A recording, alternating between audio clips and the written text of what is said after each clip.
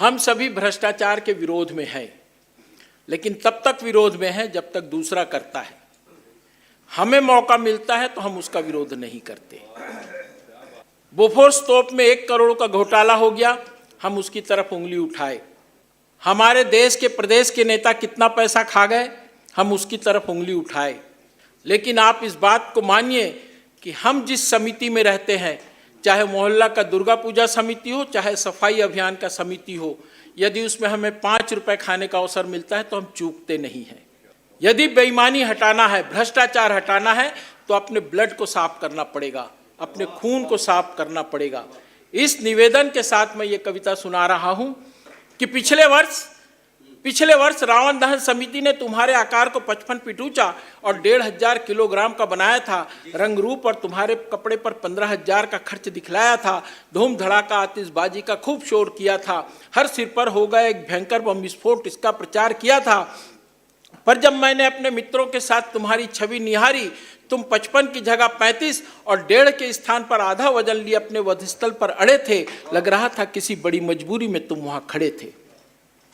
पिछले वर्ष रावण दहन समिति ने तुम्हारे आकार को 55 फीट ऊंचा और 1500 किलोग्राम का बनाया था। रंग रूप और तुम्हारे कपड़े पर 15,000 का खर्च दिखलाया था। धूम धड़ाका आतिशबाजी का खूब शोर किया था। हर सिर पर होगा एक भयंकर बम विस्फोट, इसका प्रचार किया था।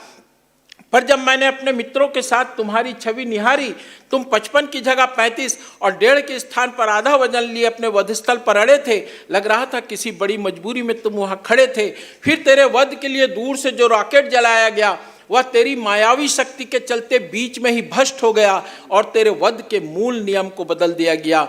तेरे नीचे और थोड़ा पीछे से आग झोंक दिया गया। तेरे वध के मूल नियम को बदल दिया गया। तेरे नीचे और पीछे से आग झोंक दिया गया। तेरे नीचे और पीछे से आग झोंक दिया गया। बम के स्थान पर कुछ चुटकी सी बस्ती रही और धन्य थी रावण तेरी काया, जो हमारी खुशी की खातिर सारे अन्याय को सहकर चुपचाप जलती रही। तू फिर कल जलाया जाएगा, मनुष्य के द्वारा फिर छला जाएगा। अपने मित्र से दिल की बात कह दे, सुना है गम बांटने का यह आसान तरीका है। सुना है गम बांटने का यह आसान तरीका दिया। कुछ समय बाद जब उसके आंसू थम गए, उसकी लाल लाल आंखों में मनुष्यों के प्रति घृणा के भाव जम गए। सिसकियों के थमते ही वह रहस्य खोलने लगा।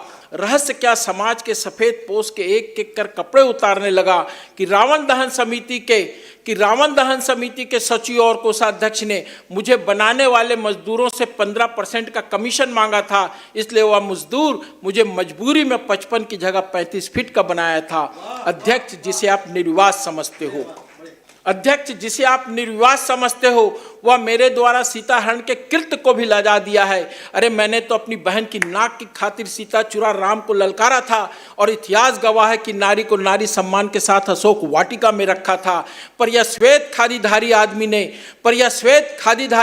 ने कल की रात मुझे रंगने में मगन मजदूर की जवान गूंगी बेटी के साथ बलात्कार किया है। मेरे हर अंग अलग अलग बिखरे पड़े थे, रक्त का संचार भी उसमें नहीं था, वरना मेरी आड़ में पलने वाले रावण का वध कल की रात कर दिया होता। इतना कहते कहते उसका गला रुंध सा गया, दहाड़ते सी का गला जैसे बंद सा गया। अगली बात कहने के पहले वह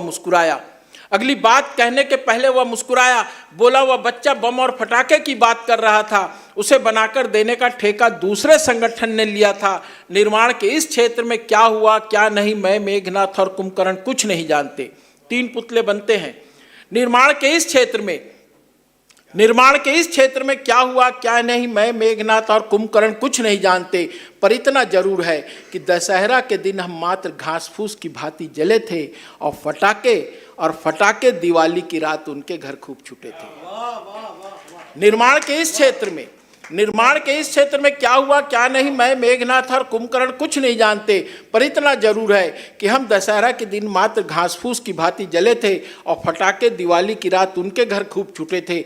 कल फिर मेरे वध के लिए दूर से जो रॉकेट जलाया जाएगा, वह आधे बारूद और आधे भूसी के कारण बीच में ही भस्म हो जाएगा। फिर आप मेरे नीचे से आग लगाओगे, नियम विरुद्ध मुझको मारकर अपना झूठा उल्लास मनाओगे। अगर सच चाहते हो तुम मुझको मारना, तो मेरी नाभि में नहीं तुम्हारी नाभि में पल रहे भ्रष्ट प्रशासन और दुष्ट संगठन को सुखाओ। अरे मेरी नहीं, अपनी नाभि में पहला अग्निबाण चलाओ। नमस्कार, बहुत बहुत आभार।